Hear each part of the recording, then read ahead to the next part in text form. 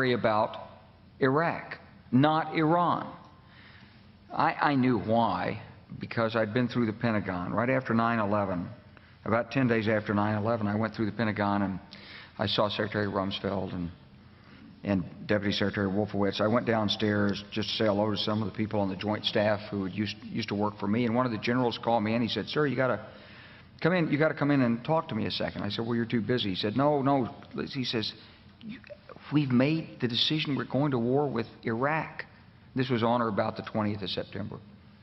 I said, "We're going to war with Iraq. Why?"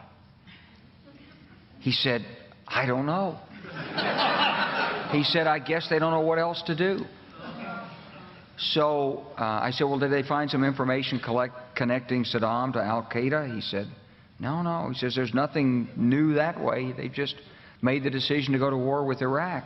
He said, "I guess it's like we don't know what to do about terrorists, but we've got a good military and we can take down governments." And he said, "I guess if the only tool you have is a hammer, every problem has to look like a nail." So I came back to see him a few weeks later, and by that time we were bombing in Afghanistan. I said, "Are we still going to war with Iraq?" And he said, "Oh, it's worse than that." He said, he reached over on his desk, he picked up a piece of paper, and he said, I just got this down from upstairs, meaning the Secretary of Defense's office today, and he said, "This is a memo that describes how we're going to take out 7 countries in 5 years, starting with Iraq and then Syria, Lebanon, Libya, Somalia, Sudan, and finishing off Iran." I said, "Is it classified?" He said, "Yes, sir." I said, "Well, don't show it to me."